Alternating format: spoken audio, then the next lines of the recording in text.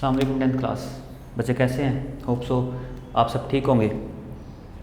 बच्चे हम लोग पहला चैप्टर डिस्कस कर रहे थे प्रॉब्लम सॉल्विंग। हमारे जितने भी स्टेप्स थे वो सारे डिस्कस हो चुके हुए हैं। आज हमारा लास्ट स्टेप है चैप्टर, इसके बाद चैप्टर एंड हो जाएगा विद फिर एग्जांपल्स रह जाएंगी, वो इंशाल्लाह हम कल वाले लेक्चर में उसको रिजॉल्व कर लेंगे। लास्ट टॉपिक है हमारे पास, वो है फ्लो चार्ट। आज हम देखते हैं फ्लो चार्ट्स क्या होते हैं, सिंबल्स उनमें कौन कौन सी यूज़ होती हैं, उनकी फ्लो चार्ट ड्रा करने की गाइडलाइंस कुछ होती हैं, वो गाइडलाइंस कौन कौन सी हैं, ये सारा कुछ इंशाल्लाह उल अजीज़ आज के चैप्टर में हम डिस्कस, आज के टॉपिक में हम डिस्कस करेंगे। फ्लो चार्ट पे आते हैं जी। फ्लो चार्ट क्या होता है? कहता है flow chart is a pictorial representation of algorithm. हमने डिस्कस किया था प्रोग्राम लिखने के, हमारे पास जब भी प्रोग्राम लिखते हैं तीन मेथड्स हैं, तीन वेज हैं, तीन स्टेप हैं, सिंपल वर्ड में हम कहेंगे।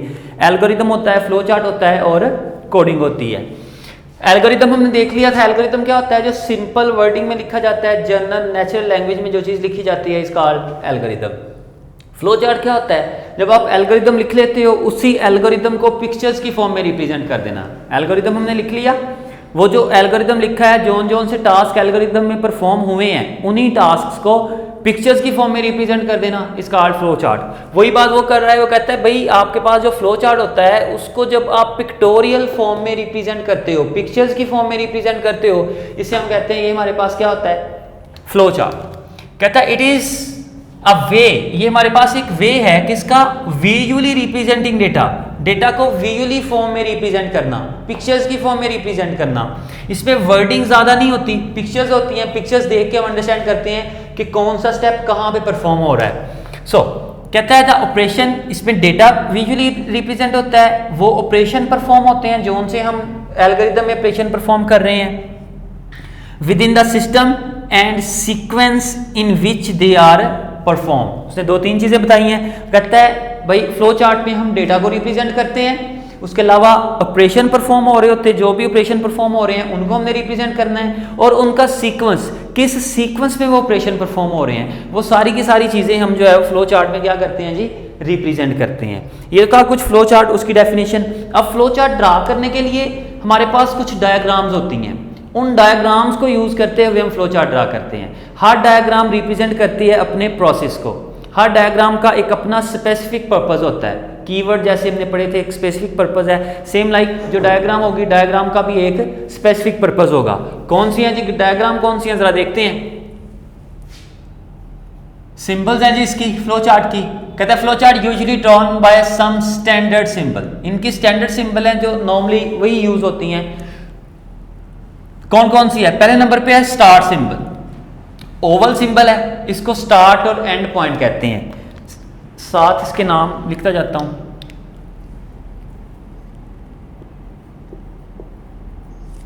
ओवल सिंबल, ओवल सिंबल किस लिए यूज होती है जी? जब भी हम प्रोग्राम को स्टार्ट करते हैं, कोई भी फ्लो चार्ट स्टार्ट, उसका स्टार्टिंग और एंडिंग पॉइंट जो होता है वो ओवल सिंबल से स्टार्ट होता है। उसके बाद है रेक्टेंगल सिंबल।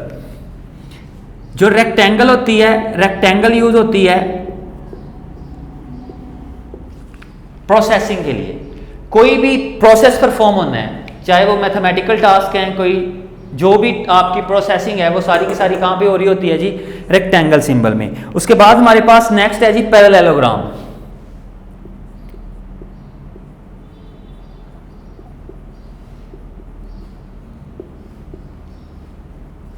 पैरेललोग्राम सिंबल जो है ये यूज होती है फॉर इनपुट और आउटपुट। जब भी हमने यूजर से कोई डेटा इनपुट करवाना है या उसकी आउटपुट लेनी है, उसके लिए हम यूज करते हैं पैरेललोग्राम। एंड फोर्थ वन हमारे पास मोस्ट इंपॉर्टेंट सिंबल है, ये है जी डायमंड सिंबल।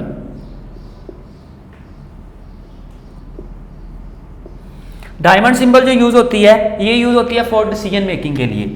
कोई भी हमने डिसीजन लेना है, नंबर बड़ा है, छोटा है, नंबर इवन है, ओड है, जब भी कोई डिसीजन करना होता है, हमें पता है जब भी हम डिसीजन की बात करते हैं, डिसीजन हमेशा दो चीज़ों के दरमियान होता है, दो चीज़ें हैं, उनमें से कोई एक हमने पिक करनी होती है, और जब भी हम डिसीजन की बात करेंगे, डिसीजन के लिए हम डायमंड सिंबल यूज करेंगे। उसके बाद नेक्स्ट फिफ्थ वन हमारे पास है फ्लो लाइन्स। फ्लो लाइन्स क्यों यूज होती हैं?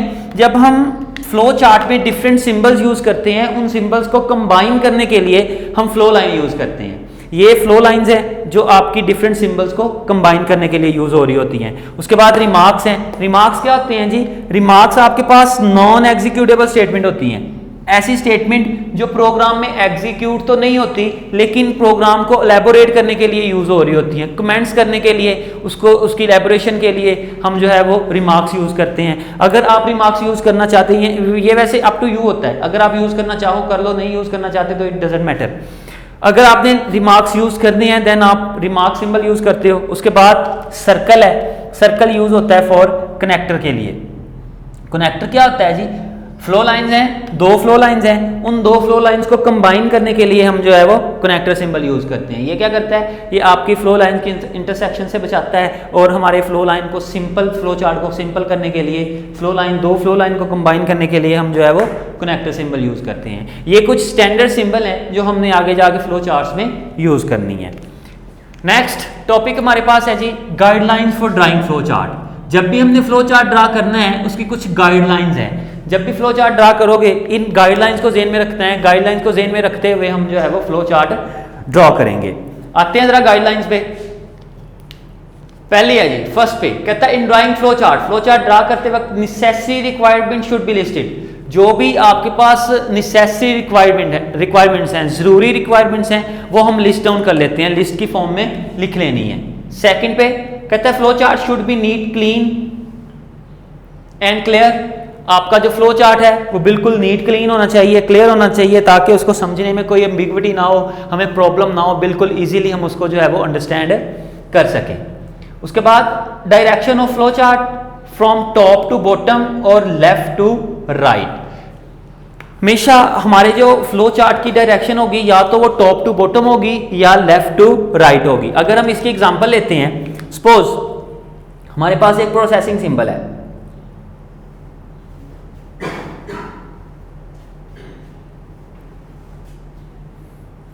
अब प्रोसेसिंग सिंबल है, इसकी डायरेक्शन वो कहता है या तो होगी top to bottom. Top to bottom mean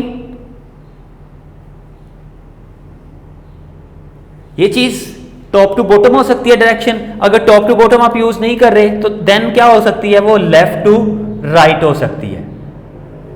इसके अलावा आपका बॉटम टू टॉप नहीं हो सकती, राइट लेफ्ट टू राइट नहीं हो सकती, राइट टू लेफ्ट नहीं हो सकती। बस दो डायरेक्शन है, या टॉप टू बॉटम है या फिर वो लेफ्ट टू राइट है। नेक्स्ट कहता है only one flow line should come out from process symbol. आपका जो प्रोसेस सिंबल है, प्रोसेस सिंबल से हमेशा एक लाइन आपकी जो है वो कम आउट, एक लाइन निकलेगी, एक से ज्यादा लाइन नहीं निकलेंगी। अगर इसकी एग्जांपल लेते हैं, अगेन प्रोसेस सिंबल को यूज करते हैं। सपोज ये प्रोसेस है, प्रोसेस इसमें हमने क्या परफॉर्म करना है, हमने दो नंबर हैं जी वो सपोज ऐड होने हैं, इमेजिन कर लेते हैं। हमारे पास है जी number x plus y. Number जब दो ऐड होंगे, दो नंबर ऐड होने के बाद रिजल्ट इसका सिंगल बन जाएगा। x प्लस वाई जो भी वैल्यू है, सपोज 5 है प्लस 10 है, रिजल्ट क्या आएगा 15, सिंगल वैल्यू बन गई। तो हमेशा फ्लो लाइन जो आपकी जो प्रोसेस सिंबल होगा उसमें से एक लाइन जो है वो एग्जिट होगी, एक लाइन से ज्यादा लाइंस एग्जिट नहीं होंगी। नेक्स्ट पांचवें पॉइंट में वो कहता है only one flow line must enter in decision symbol but two flow line each for possible answer must leave it. मतलब अब इसको जरा अंडरस्टैंड कीजिएगा। डिसीजन के लिए हम कौन सी सिंबल यूज करते हैं, डायमंड सिंबल। लीजिए डायमंड सिंबल यूज कर लेते हैं।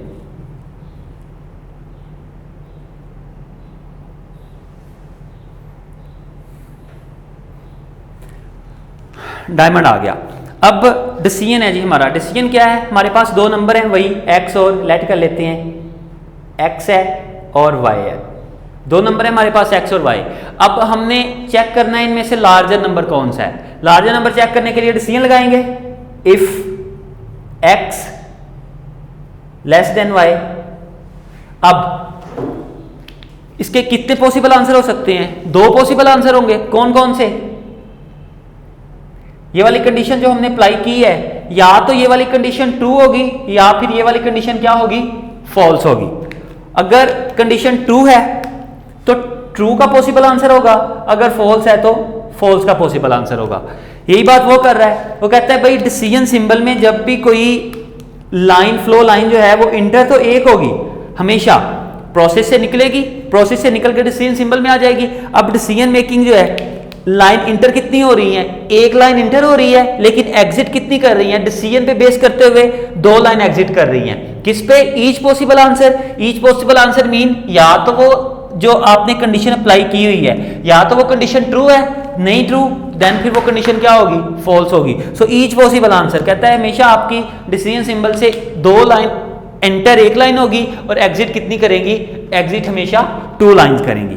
उसके बाद नेक्स्ट हमारे पास छठा पॉइंट है, कहता है only one flow line use conjunction with terminal symbol. आपके पास जो टर्मिनल, इसको टर्मिनल सिंबल भी कहते हैं। सो कहता है आपकी जो टर्मिनल सिंबल है उसमें सिंपली वन लाइन जो है वो यूज होगी, जो हम यहाँ पे कर चुके हुए हैं। उसके बाद right comments with remark symbol, पहले डिस्कस कर चुके हुए हैं। अगर आपने कमेंट यूज करने हैं तो कमेंट को लिखना है तो उसके लिए हम क्या सिंबल यूज करते हैं जी?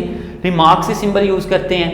देन हमारे पास आठवां पॉइंट है, कहता है if flow chart become complex, अगर आपका फ्लो चार्ट जो है वो कम्प्लेक्स हो जाता है। कम्प्लेक्स मीन फ्लो लाइन उसमें ज्यादा हो जाती हैं, देन हम क्या करते हैं? It is better to use connector symbol. तो इसके लिए हमारे पास बेटर क्या होता है? हम क्या यूज करते हैं? कनेक्टर सिंबल को यूज करते हैं। कनेक्टर सिंबल क्या करता है? दो लाइंस को कंबाइन करता है। जैसे इसी की एग्जांपल ले लेते हैं थोड़ा सा, ये यस का था, ये नो का था, अब ये दो लाइंस आ रही हैं, इन दो लाइंस को कंबाइन करने के लिए हम क्या करेंगे? कनेक्टर सिंबल यहां पे यूज कर देंगे।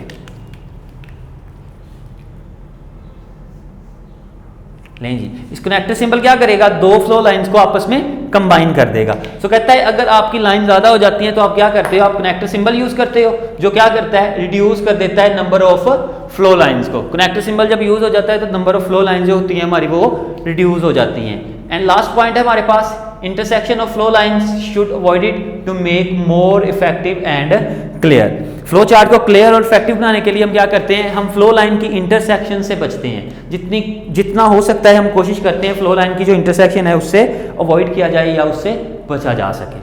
बच्चे ये था हमारा आज का टॉपिक। इंशाल्लाह फ्लो चार्ट को कल एग्जांपल के साथ हम डिस्कस करेंगे और वो इंशाल्लाह हम कल वाले टॉपिक में डिस्कस करेंगे। तब तक के लिए अल्लाह हाफिज़।